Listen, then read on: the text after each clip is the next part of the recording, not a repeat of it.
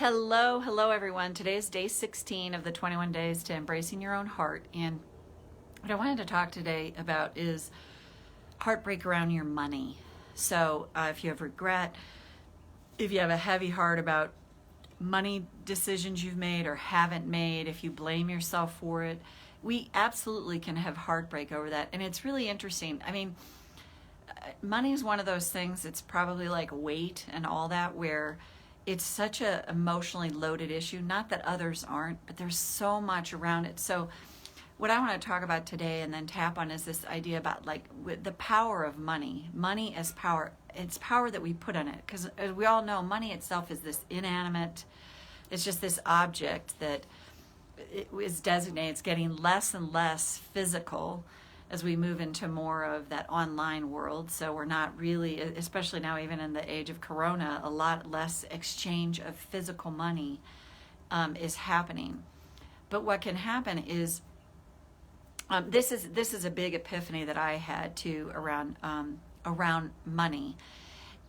Money is this, there's so much power that's been deemed and put on it culturally through, I don't care what society or culture you live in. We live in a world where for the most part you need it to live. That could be changing here. We'll see. And that's probably a good thing if it actually does.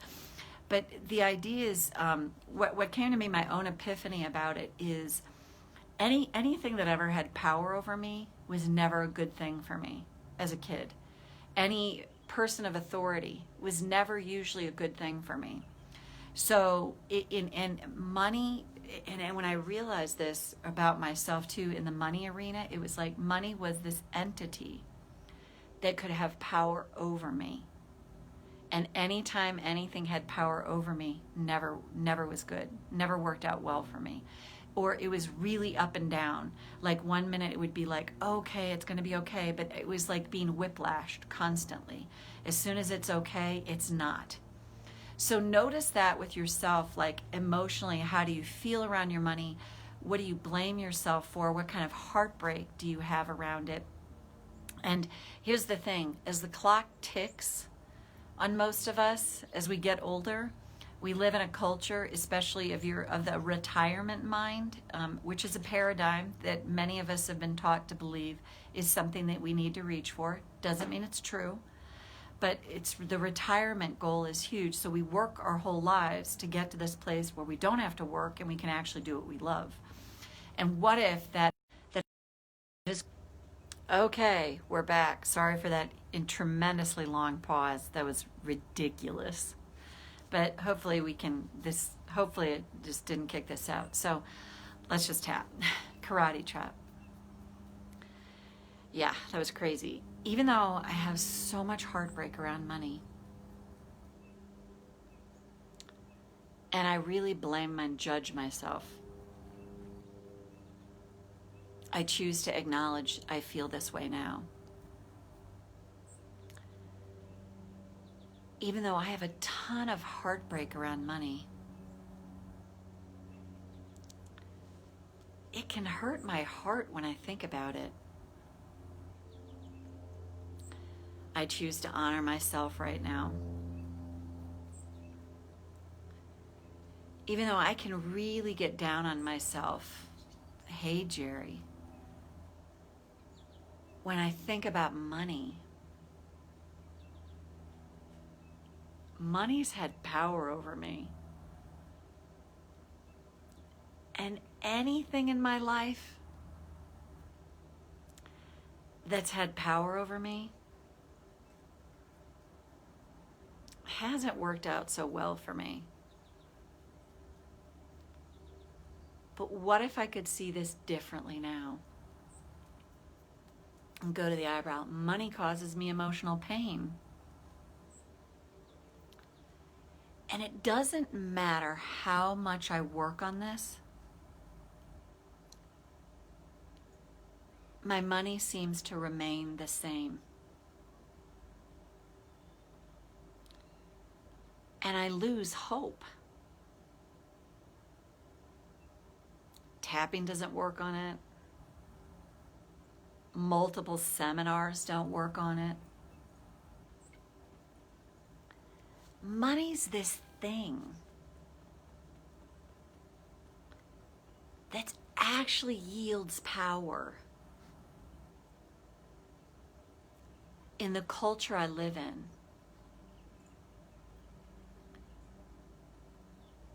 And things that had power in my life,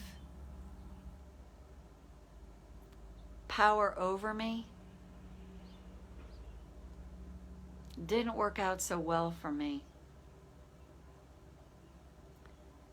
It was like, come here, get away. Come here, get away. Maybe the target always moved. Maybe I tried so hard to get it right.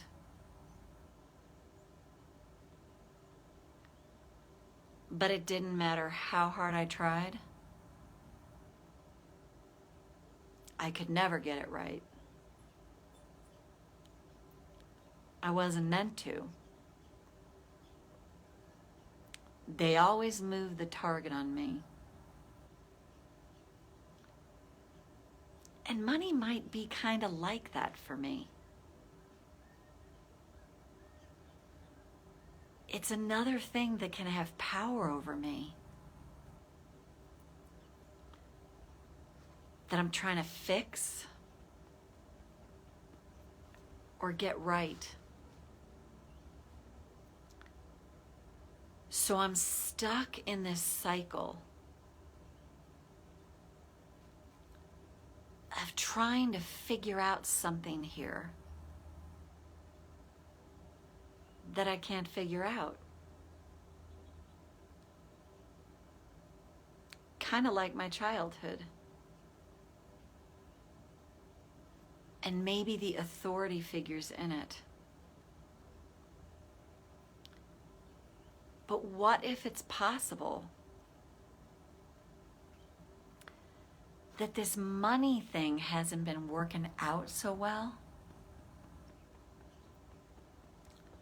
Not because I'm bad, not because I'm wrong, not because I'm being punished or I'm meant to suffer. What if this thing that has caused so much suffering and emotional pain for me is the very thing that's meant to bring me back to a deeper connection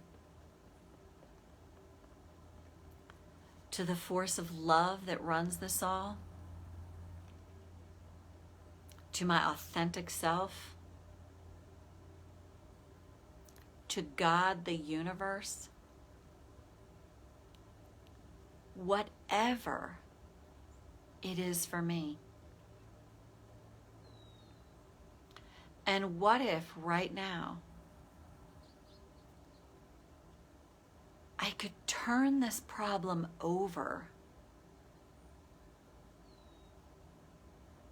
to whatever I feel safe turning it over to, and say, if this is meant to change for me, show me the next step. Free me from this prison of longing. Free me from this grasping to figure this out. Open me up to greater possibility. Use me and move through me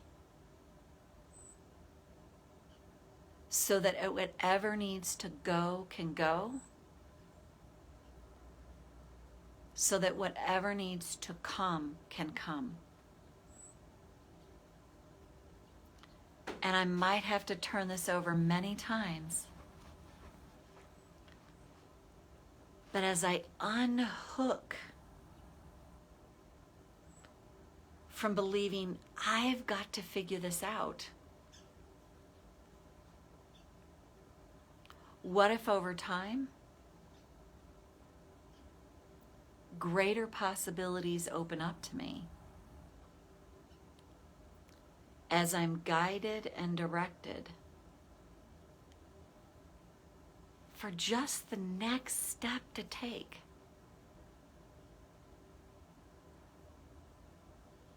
In this evolution for myself, for my soul, and for emotional freedom.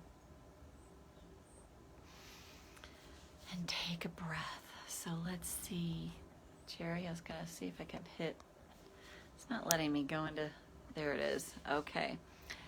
I've been reading books, watching webinars, but it remains a painful issue. I've been tapping daily using pivot tapping for the last 2 months, but I've not found resolution yet. It's so frustrating and often leaves me feeling powerless. I'm determined to find a resolution to my money problems. However, some days it just seems like I'm delusional. So, Jerry, everything you wrote here, I would go back and read this, because what does this remind you of? What does the feeling of, I'm doing this for the last 2 months, nothing, there's no resolution yet, I'm so frustrated with this. I often, where else when I was a kid did I feel powerless in my life? And the thing about frustration, it's a normal part of being a human being, but the frustration is just letting you know that the human part of you is still attached. Like, let's say the ego. And I'm not saying the ego in the dark way we talk. The ego part of us, which is kind of really hard in this culture to not have, is the one that's still leading the way. Well, it should have changed by now. I mean, you've been doing this for, 60 days and 2 months and nothing's changed. This could just mean this is it's very likely it's a deeply entrenched thing. I'm not saying this to be discouraging at all, Jerry. I've had things in my life I've tapped on for a long time. And I've had that same thing where I've been like, oh my God, this is never changing. Tapping's not even working on this. But I just kept doing it. And then all of a sudden, it was like the fever broke. And all of a sudden, it seemed to resolve itself. And so I would say, if the thing about the pivot tapping, if it still feels good to tap on it, do it. If it doesn't feel good, then maybe find something else around that to tap on. And the other thing is, it doesn't necessarily, I would say, tap on anything, because I had something clean up in my life that I never once tapped on, just because I was tapping on other stuff. And all of a sudden, about a year in, I'm like, oh my God, I don't even have that problem anymore. So those are just suggestions. Wherever you felt powerless, where's your first memory of feeling powerless, and that I'm determined to find a resolution. It's great. And what I would say is, can I offer that up? Can I say, I'm determined in my human self to find a resolution, but what if I don't have to figure this out by myself? What if I offer this, if I turn it over, and I might have to do that hundreds of times, even during the day, like, I give this back to you, this take me over and do what you will, do this, do this thing in me that I can't seem to do for myself. To me, what that does is it allows us to create this connection to this force that is meant to guide our way, instead of us in the culture we live in thinking, I've got to figure this out, I've got to have the solutions myself. And I would just say, once you offer it, just kind of let it go as much as you can. Notice if you're still attached, because you probably will stay very, very attached.